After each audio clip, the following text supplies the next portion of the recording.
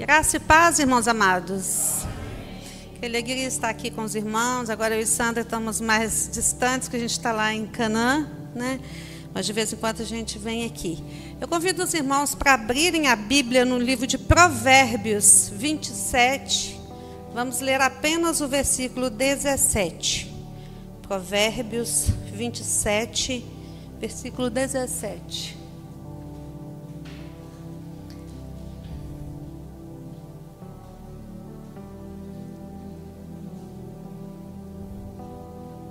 Assim nos diz a palavra do Senhor.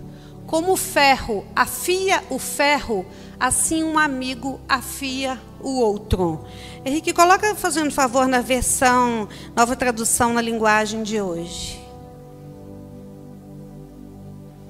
As pessoas aprendem umas com as outras, assim como o ferro afia o próprio ferro. Pode se sentar, fica mais fácil nessa nova linguagem, né? Irmãos, alguém já amolou a faca, assim, passando uma faca na outra? Ou então passando a faca na chaira? Né? Coloca a imagem para mim, fazendo favor, Henrique. Amolador de facas.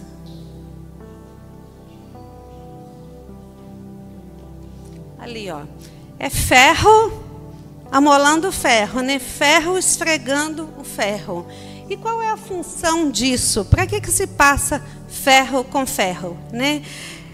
Exatamente para amolar, para aperfeiçoar. Pensa, você pega uma faca e ela não está cortando nada, ela perde a função para a qual ela foi criada, né? Você pega uma enxada, você vai lá tentando capinar e ela está cega e não tem jeito, ela não tem a função. Então, cada um foi criado com uma função e nós precisamos estar aptos para exercer aquela função que Deus nos deu. E na época que o livro de Provérbios foi escrito, não existia assim indústrias, né, para fazer as facas, as foices, as ferramentas, as espadas. Então eles eram feitos pelo ferreiro. O ferreiro usava um instrumento chamado bigorna. Coloca aí a imagem, fazendo favor. Então, aquela ali é a bigorna. Põe a outra, fazendo favor. A próxima imagem. Ah lá, então o ferro é colocado no fogo. E depois esse ferro é colocado sobre uma plataforma de ferro. E outro ferro vem em cima batendo, fazendo pressão para que ele seja moldado, para que ele seja formado. E assim também é o propósito do Senhor para as nossas vidas. Que nós sejamos moldados conforme o propósito do Senhor, conforme aquilo que Ele quer para as nossas vidas, para nos aperfeiçoar, para melhorar a nossa função, nossa utilidade. E muitas vezes nós também somos como ferramentas que não estão amoladas, né? Então nós precisamos ser amolados, ser aperfeiçoados. E nesse processo de aperfeiçoamento, muitas vezes o Senhor coloca perto da gente pessoas que vão nos ajudar naquele processo. E aí, se é uma pessoa muito acelerada, ele coloca uma pessoa calma, lerda ali, para deixar a gente tensa, nervosa, e para a gente ir aprendendo ali com aquele processo. Geralmente o Senhor vai colocar alguém oposto ali para você desenvolver aquilo que você precisa, para você se aperfeiçoar. E por que Deus usa uma pessoa assim para nos ajudar nesse processo? Porque nós somos seres humanos relacionais. Nós nos relacionamos com outras pessoas. Ninguém consegue viver sozinho. Pensa num bebê, um bebezinho, ele acabou de nascer. Se alguém soltar esse bebê lá no meio da mata, às vezes ele pode até encontrar ele vai morrer, mas às vezes ele pode até encontrar um animal ali que vai dar leite para ele e vai ensiná-lo, mas ele vai viver como um animal. Ele vai comer, né, como um animal, ele vai uivar, ele não vai falar, porque não teve quem ensinou para ele falar, quem ensinou ele a andar em pé, né? Então esse bebê ele não vai se desenvolver, né? E o nosso Deus também é um Deus relacional. Quando Ele criou o homem, desde lá Adão e Eva, Ele sempre quis ter um relacionamento íntimo com o homem. Deus quer ter um relacionamento íntimo conosco. Então, assim como nós gostamos de estar perto das pessoas que a gente ama, né? Seja um amigo, um namorado, alguém da família, Deus também Ele quer estar perto de nós, através da leitura da palavra, cantando louvores, buscando ter um momento de intimidade com o Senhor. E quando a gente vê ali, quando Deus deu os 10 mandamentos para Moisés, os 10 mandamentos mostram como Deus é um Deus relacional. Os 4 primeiros mandamentos falam da relação do homem com Deus. Então fala assim, amar a Deus acima de tudo, não ter outros deuses, não usar o nome de Deus em vão, se santificar no sábado para aproximar de Deus. Então esses 4 primeiros falam da nossa relação com Deus. E os outros 6 mandamentos falam da nossa relação com outros seres humanos, né? Não matar, ou seja, não matar uma outra pessoa, não roubar, não dar falso testemunho, não desejar as coisas do próximo. Então, nesses 10 mandamentos está mostrando nossa relação, né? Somos seres relacionais, que nos relacionamos com Deus e relacionamos com outras pessoas. E nesse processo de relação, para sermos aperfeiçoados, para sermos amolados ali, né? Como uma faca é amolada, Deus corrige, Deus nos corrige. Então, se a gente olhar na Bíblia, a gente vê ali que Deus corrigiu Davi, quando Davi pecou, mandou o profeta Natan ali para repreendê-lo duramente, porque ele pecou. Quando Moisés feriu a rocha, que Moisés já estava impaciente com aquele povo ali, pegou o cajado e bateu na rocha, quando era apenas para falar com a rocha, Deus repreendeu Moisés. Quando Samuel queria ele proteger Saul, Deus falou assim duramente também ali com Samuel, né? Então Deus sempre está ali nos corrigindo, como um bom pai corrige o filho, ele nos corrige para nos aperfeiçoar, para que a gente fique cada dia mais parecido com ele, porque a gente venha refletir a imagem dele, para que as pessoas olhem para nós e vejam Jesus nas nossas atitudes. E como ser humano, ele está sempre pecando, sempre errando, por mais que a gente deseje acertar, mas muitas vezes a gente erra, né? Então Deus ele providencia formas da gente reconciliar com Deus. Então, quando os hebreus, aquele povo escolhido do Senhor, foi liberto do Egito, estava indo para a terra prometida, para a terra ali de Canaã, e eles pecavam, eles estavam ali em transição, andando pelo deserto. Deus orientou a Moisés para fazer um tabernáculo. O tabernáculo era uma igreja, mas não era uma igreja com estrutura física igual aqui. Era uma igreja móvel, igual tipo assim, circo, monta e desmonta, era uma outra estrutura, né? Mas era uma igreja móvel. E ali dentro daquela igreja, aquele tabernáculo, coloca a imagem do tabernáculo, por favor. Aquele tabernáculo tinha vários utensílios, mas um utensílio que eu gostaria de citar é esse redondinho bem aí no meio, que é a pia de bronze. Passa a outra imagem, você, por favor. Mostra ela mais. Ah, não era essa não. Essa, isso. A pia de bronze. Então, essa pia de bronze, nesse tabernáculo, animais eram sacrificados. Uma vez por ano, a família ia levando o animal sem pecado. Tudo isso reportava o sacrifício de Jesus mais à frente. Mas para ministrar ali na parte de dentro ali do tabernáculo, o sacerdote ele tinha que se lavar naquela pia. Era uma pia de bronze, ela feita com bronze. Então, quando o Senhor deu orientação de que era para fazer o tabernáculo, ele falou assim, está em Êxodo 38:8. Faz também a pia de bronze com a sua base de cobre, dos utensílios, dos espelhos das mulheres. Ou seja, aquele tabernáculo era para ser feito a partir dos espelhos das mulheres. Naquela época não existia vidro, ainda não se havia descoberto o processo de vitrificação. Então os espelhos eram feitos de cobre, era um cobre bem batido, bem polido, para ele ficar ali bem brilhando. Então aquela pia ali de cobre, com uma água limpinha, e a luz do sol batendo ali, então refletia o rosto da pessoa. Quando aquele sacerdote ele ia ali ministrar, ele ia lavar suas mãos, mas ele olhava o seu rosto e ele via ali a sua imagem, ele via o próprio rosto. Então, se tinha alguma coisa suja, alguma coisa errada nele, ele via ali e ele se consertdas, porque ele precisava de se purificar para ministrar na casa do Senhor. Nós também precisamos de nos purificar para realizar a obra do Senhor. Muitas vezes não é fácil, né? Livrar do nosso eu, da nossa razão, do nosso jeito de ser, né? Então ali o sacerdote fazia uma autoanálise, ele se analisava, ele via a si mesmo, ele via a sua própria imagem para ele se purificar, para ele ministrar na casa do Senhor.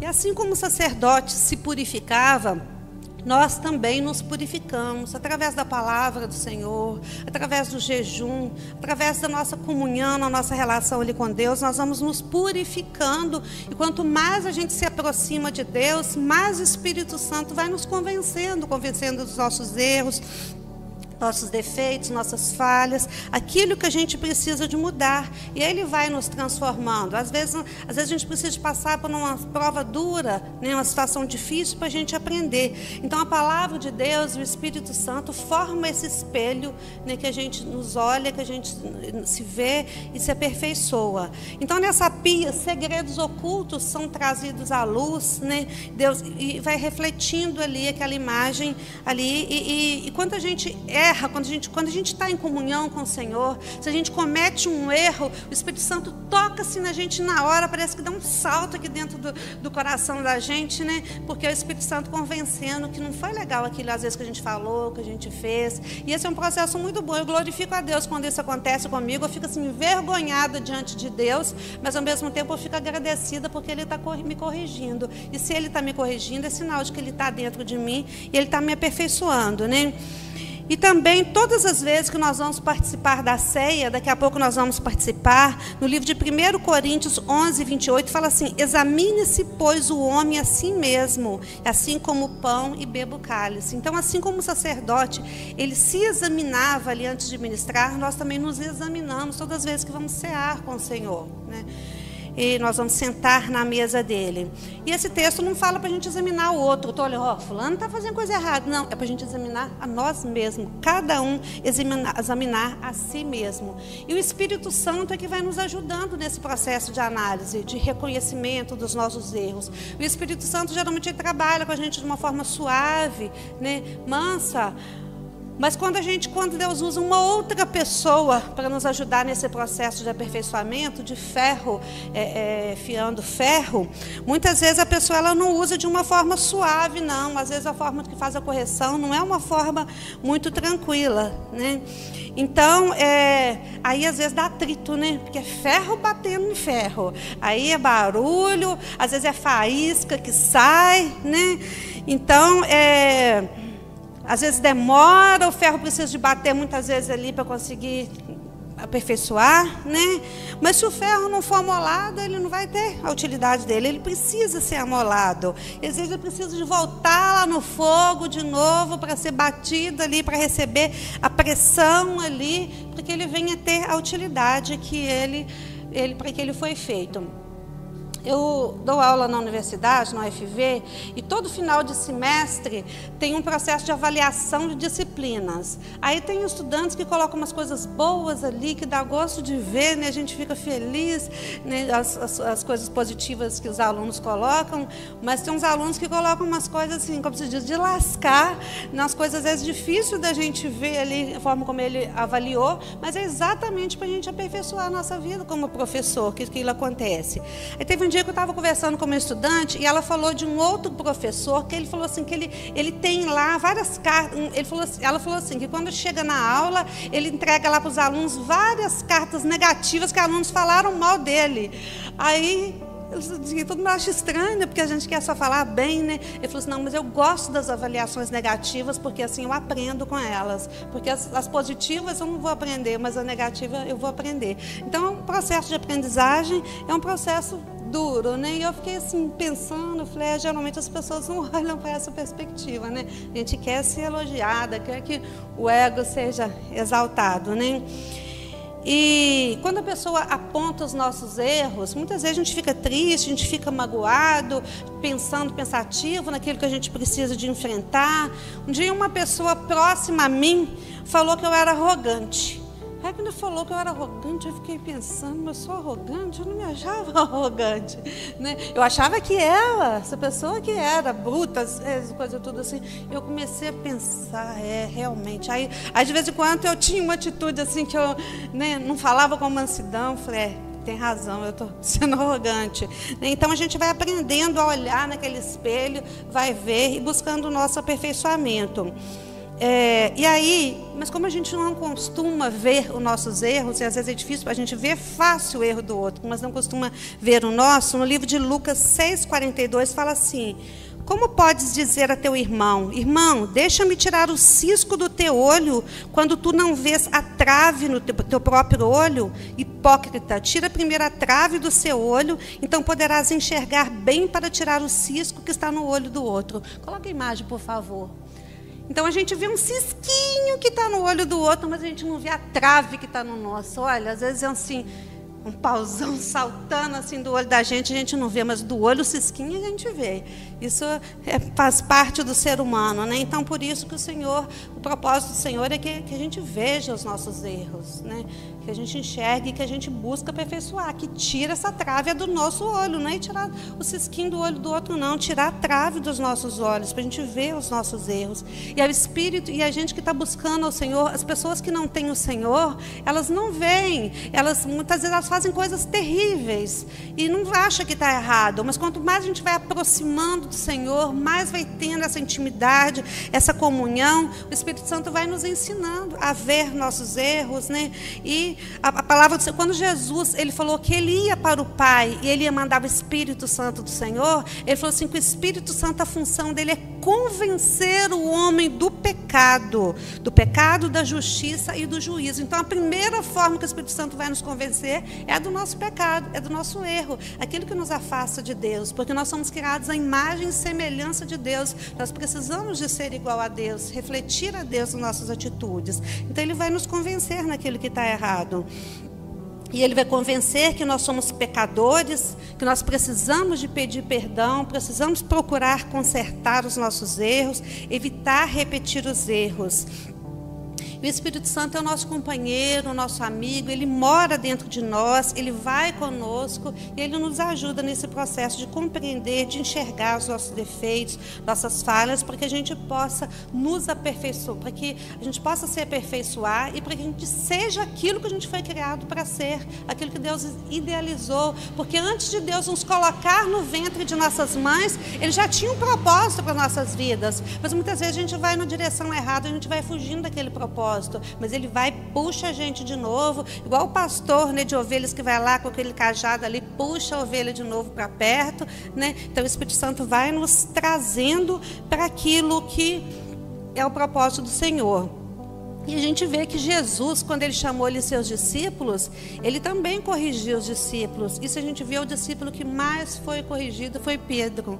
Pedro, que ele escolheu ali para ser o líder dos apóstolos. Quantas vezes Pedro foi corrigido? Vou mencionar aqui algumas vezes que Pedro foi corrigido.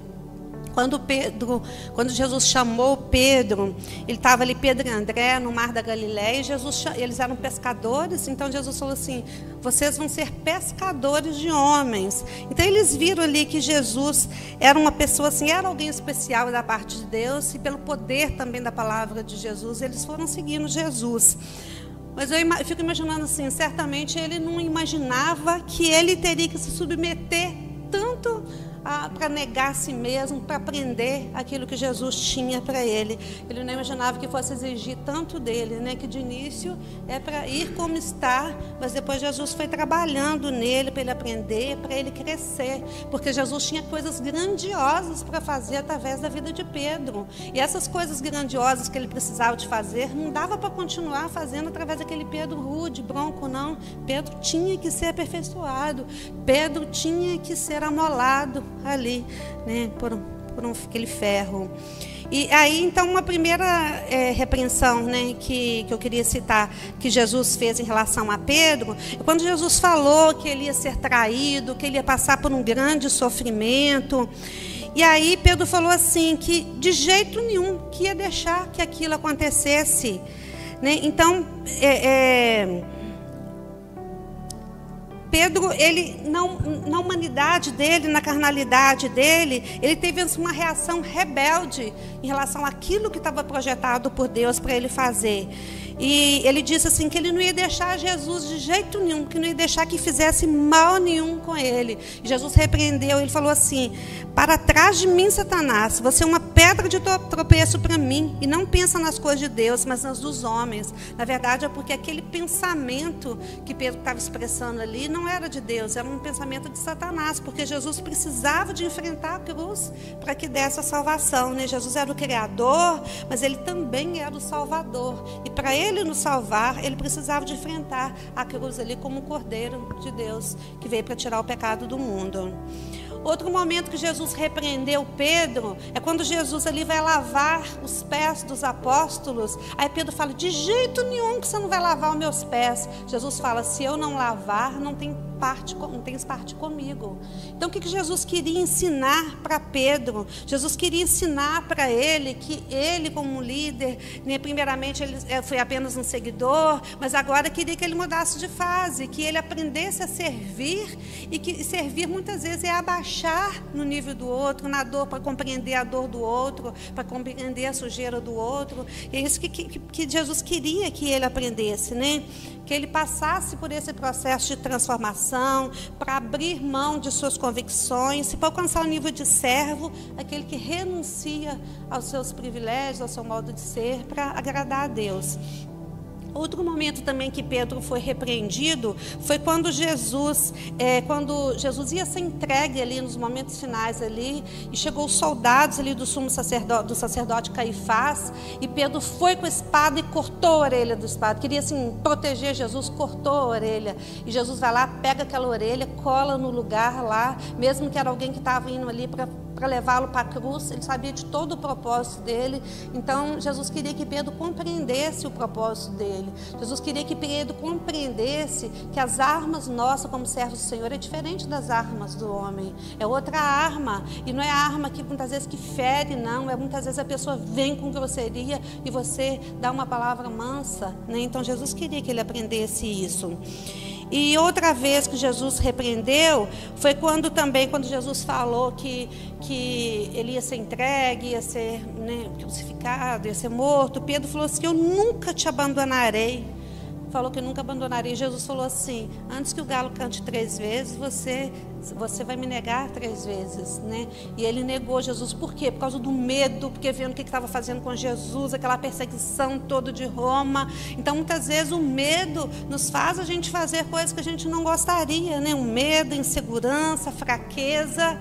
Mas o Senhor queria ensinar para Pedro que aquele amor que Pedro dizia ter para Jesus era um amor egoísta. Sabe aquele amor que a gente tem, que quando está tudo bem, eu estou amando, estou lá de beijinho e abraço, mas na hora que a situação está difícil, despreza o outro, né? Jesus queria ensinar para Pedro a ter um amor sacrificial, um amor que abre mão de si, um amor que ama o outro, apesar das dificuldades do outro. Então ele precisava de desenvolver aquele amor, precisava de mudar de nível. E Pedro, ele só mudou realmente depois da descida do Espírito Santo, que Jesus falou que ele ia para o Pai, ele não ia nos deixar só, que ele ia enviar o Espírito Santo, o Consolador. E quando vem o Espírito Santo no dia de Pentecostes, aí Pedro realmente tem uma transformação. Aquele Pedro fraco, medroso, né? Ele agora se transforma num homem cheio de ousadia do Espírito Santo, e quando ele prega, 3.000 pessoas convertem. Em outro momento ele prega, 5.000 pessoas convertem, né? Então, a correção, assim como um pai corrige um filho, a Aline, Samuel corrige o Heitor, né? Nós corrigimos nossos filhos, Deus também ele nos corrige, porque Ele quer nos aperfeiçoar. E a Bíblia fala muito, várias passagens, né, falando assim da correção, né? Por exemplo, Hebreus 12:7 fala: suporte o sofrimento com paciência, pois o sofrimento de vocês mostra que Deus os está tratando como seus filhos. Então, quem não aceita ser corrigido pelo Pai, não é filho legítimo, é filho ilegítimo, porque através de Jesus nós somos feitos filhos de Deus. Essa mesa, a madeira, né, a pedra, a planta, são criaturas de Deus, mas filhos de Deus é aquele que recebe Jesus por herança, e aquele que se aceita a ser moldado, ser transformado. Então Deus nos corrige para o nosso próprio bem, porque a gente vinha participar da santidade de Deus. Em Provérbios 3:11 fala assim: meu filho, não rejeite a disciplina do Senhor, não desanime quando Ele o corrigir, pois o Senhor corrige quem Ele ama, assim como o pai corrige o filho a quem Ele quer bem. Em Jó 5,17 fala: feliz é aquele a quem Deus corrige. Então, muitas vezes a correção é percebida como uma pressão. Está me pressionando. Mas aí eu queria falar outra coisa para vocês. Não sei se vocês já ouviram falar. Todo mundo já ouviu falar, né, de anel de diamante? Eu não tenho. Não sei se Júlia tem um aí que ganhou. Assim, é uma pedra preciosíssima. E o diamante, ele é muito parecido com carvão. Sabe esse carvão de churrasqueira? O carvão que coloca lá na ponta do lápis ali, grafite? A estrutura física é a mesma. A diferença é que para que o carvão ele transforme em diamante, ele passa por uma alta pressão e por um longo período de tempo. Então ele vai se transformar. Então, se a pessoa ela recebe aquelas pressões todas ali, mas aceita como sendo um amor de Deus, uma transformação de Deus, ele vai deixar de ser carvão para ser diamante. Mas se ele não aceitar, ele vai continuar sendo carvão a vida inteira, que é carvão frágil, que esfarela rapidinho, né? Aquela pessoa frágil. Então, assim, as dificuldades que a gente vai passando é para a gente ir crescendo, tornando resistente, firme, né? E aumentando a nossa resistência e aumentando também o nosso valor. Então a gente vê, por exemplo, Davi, ele foi tão perseguido por Saul, ele viveu para as cavernas, por mato afora, ele viveu tantos lugares perseguido. Por que Deus permitiu que ele fosse perseguido? Porque Deus queria que aquele carvão fosse transformado em diamante. Ele estava, naquele momento, ele estava forjando o caráter de Davi, para Davi ser um rei que ia para as batalhas, que luta, que conseguiu, né, tantos feitos que a gente vê lá, mas primeiramente ele passou por muita pressão e pela ação do tempo. Quanto tempo desde que ele foi ungido até que ele chegou a ser rei ali? O processo de preparo. A gente vê também José do Egito, aquele menino ali, filhinho do papai ali, e aí Deus permite que ele passe ali pela pressão do deserto, né, que ele vai ali para o mercado de escravos, que ele vai para a casa de Potifar, que ele vai para a prisão, ele vai nos lugares mais baixos da sociedade para aprender como que as coisas funcionam, né? E ali ele foi forjando ali o caráter dele ali, forjando ali, ele aprendendo a ser administrador, administrar a cadeia, administrou a casa de Potifar, para ele ser o governador do Egito, o governador excelente ali, que no momento de crise, o mundo inteiro, de falta, um período grande ali, ele administrou maravilhosamente o Egito, porque ele foi forjado ali, ferro forjando ferro. Então por isso que ele foi um ótimo governador. Eu tenho uma sobrinha que ela é bombeira, ela é do corpo de bombeiros, e quando ela decidiu que ela ia candidatar, que ela ia fazer a prova do corpo de bombeiros, ela já começou a analisar quais eram as dificuldades que ela tinha, que ela precisava de vencer, né? Então ela precisava de fazer atividades físicas que aumentasse o fôlego dela, ela precisava de natação, que ela era fraca, ela pagou um personal e ela foi investir naquilo que era a fraqueza dela.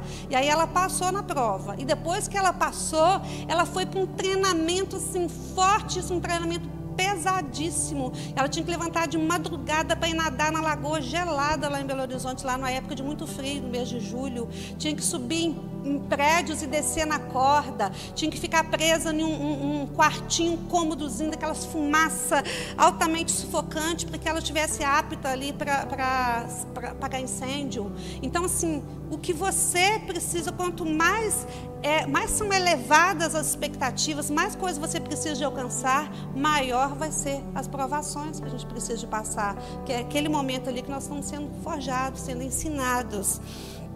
Então, irmãos, quando vocês passarem por dificuldades, né, que vê que Deus colocou uma pessoa difícil do lado de vocês, que vocês estão passando por uma dificuldade, quando alguém falar uma coisa assim que te deixou chateado, que às vezes você pensa assim, eu sou moralmente melhor do que ele, que direito que ele tem de falar comigo disso?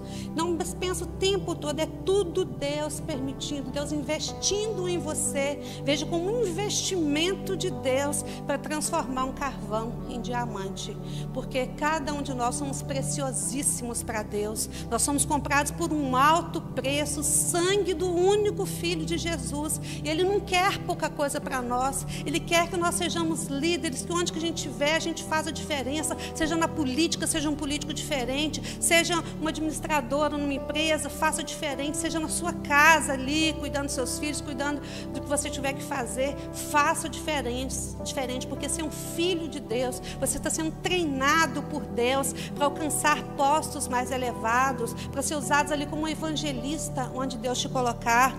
Deus está querendo te promover, te colocar em patamares maiores. Então não tome aquilo ali como se fosse uma dificuldade, um desaforo. Não, tome aquilo como uma bênção de Deus. É fácil? Não é fácil. Mas vamos orando e pedindo a Deus para Ele nos ensinar, para que a gente possa aprender e cada dia ser mais parecido com Deus. Amém? Vamos colocar de pé para a gente orar? Pai querido, Pai amado, aqui está o teu povo que se chama pelo teu nome, o teu povo que o Senhor escolheu, o povo eleito pelo Senhor, o povo que leva o nome do Senhor, que vai receber as heranças que o Senhor tem preparado para cada um. Pai, o Senhor tem nos chamado para sermos conquistadores de territórios, para conquistarmos vidas para o Senhor, e muitas vezes nós precisamos de sair da posição confortável que a gente está. Nos ajude, Senhor, nesse processo, ajude o teu povo, Pai, para que a tua vontade se cumpra na vida de cada um deles. Transforme, Senhor, transforme a mim, transforme a cada um dos meus irmãos conforme a tua vontade. Pai, nós sabemos do teu amor, da tua bondade, da tua misericórdia, sabemos que tudo que o Senhor faz é para o nosso bem. A tua palavra diz que todas as coisas cooperam para o bem daqueles que temem a Deus. Oh, Pai, nos ajuda desse processo. Sabemos que o Senhor quer que nós sejamos melhores a cada dia, Pai. Por misericórdia, Senhor. Aqui está nossas vidas, Senhor. Toma as nossas vidas e haja conforme o teu querer, conforme a tua vontade. Nós oramos em nome de Jesus. Amém.